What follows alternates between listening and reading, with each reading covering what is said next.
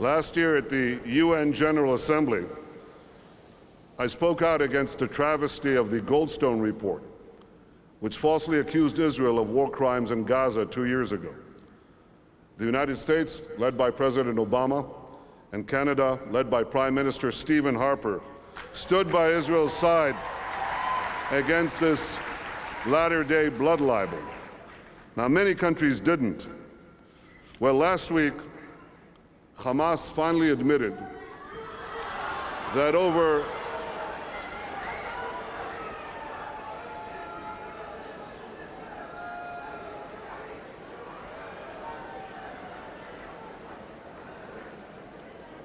Hamas finally admitted last week that over 700 of its fighters in Gaza were killed by the IDF during that war. And this is precisely what the Israeli army said all along, that roughly 50% of the casualties in that war were Hamas terrorists. Such a high percentage of enemy combatants and such a low percentage of unintended civilian casualties is remarkable in modern urban warfare. It's even more remarkable when you're fighting an enemy that deliberately and shamelessly embeds itself next to schools and inside mosques and hospitals. The authors of the Goldstone report owe the Israeli army an apology.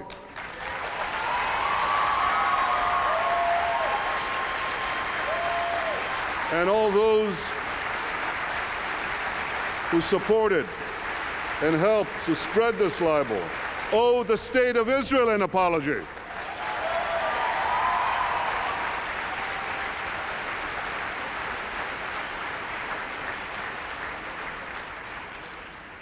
The best way to counter lies is with the truth.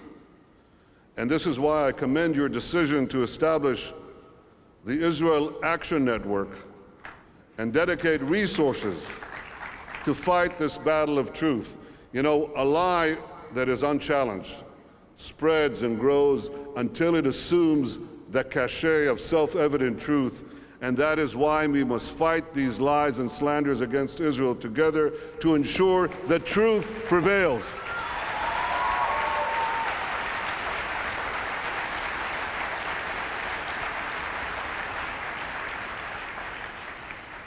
The threat from Iran and its proxies and the continued assault on Israel's legitimacy are the two great perils we must thwart.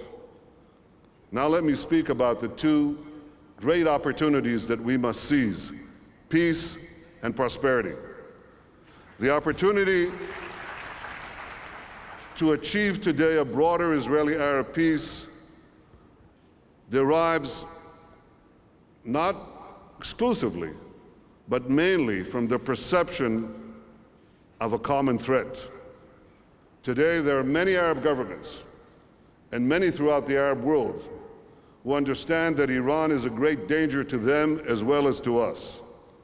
And this understanding opens up new possibilities for a broader peace that could support our efforts to reach peace with our Palestinian neighbors. Israelis want to see that the Palestinians are as committed as they are to ending the conflict once and for all. We want to see a parallel commitment. We are ready to recognize the Palestinian state as the state of the Palestinian people. And we expect the Palestinians to recognize Israel as the Jewish state for the Jewish people.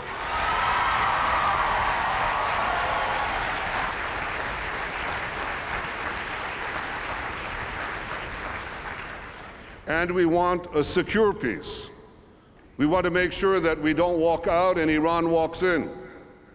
But this is exactly what happened when we left Lebanon and we left Gaza. We don't want to see rockets and missiles streaming into a Palestinian state and placed on the hills above Tel Aviv and the hills encircling Jerusalem. If Israel does not maintain a credible military and security presence in the Jordan Valley for the foreseeable future, this is exactly what could happen again. And I will not let that happen.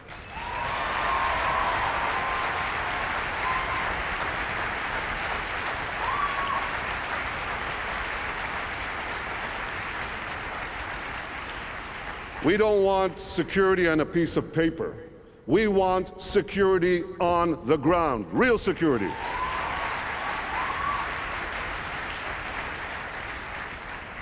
I'm willing to make mutual compromise for a genuine peace with the Palestinians, but I will not gamble with the security of the Jewish state, and neither should any one of you.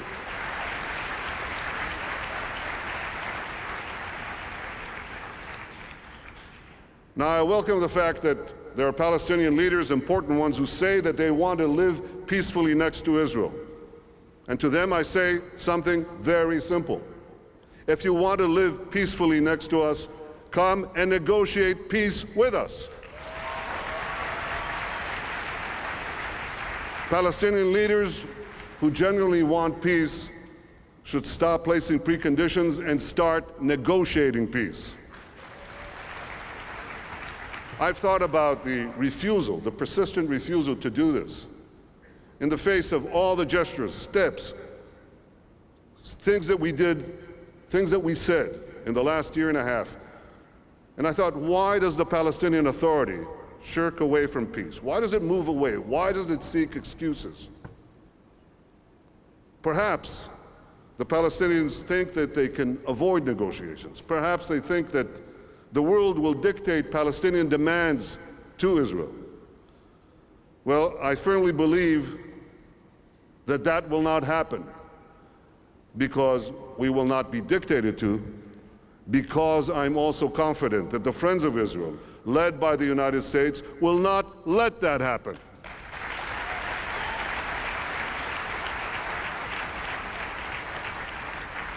There's only one path towards peace, and that's through a negotiated settlement.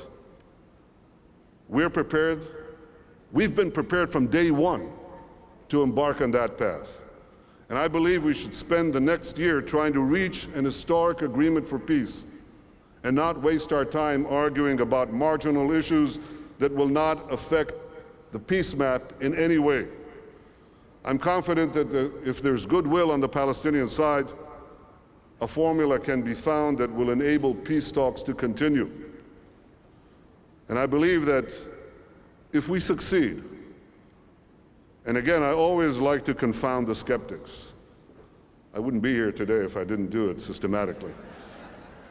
If we succeed and achieve this peace between Israel and the Palestinians, in a broader peace between Israel and many countries in the Arab world, I believe that peace would unleash tremendous economic opportunities for Israelis, for Palestinians, and for peoples throughout the region.